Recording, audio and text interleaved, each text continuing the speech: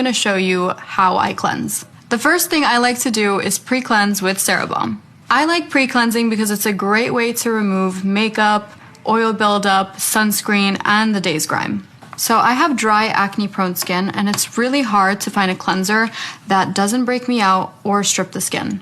Cerabalm contains spirulina and sea buckthorn oil, which are great ingredients in preventing inflammation, dryness, and breakouts. So let me pull my hair back and we'll get started. So normally I like to take a generous amount, like this much, and then I'll warm it up with my hands, and then I'll start cleansing.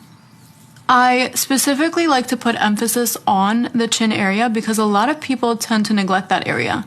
Circular motions help to break the makeup down as well as your sunscreen. You can literally see it come off. And here's the best part. My waterproof lip liner off. And then I like to reach the end of the hairline because people also tend to get breakouts there, which just means you need to cleanse a little bit longer. When I get around the eyes, I like to be a little bit more cautious and more gentle.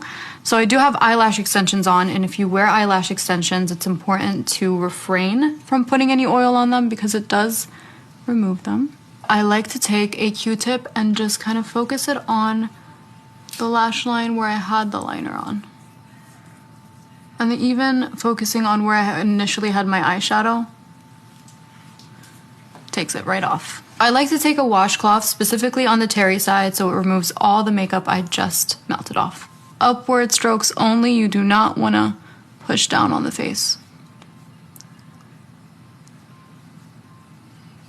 And here's what we have removed with Cerabalm. The second cleanse is what preps your skincare routine, such as toning, masking, serums, and moisturizing. And so I'll take a little bit more than what I normally put on, and then I'll add a little bit of water, and then I'll emulsify it.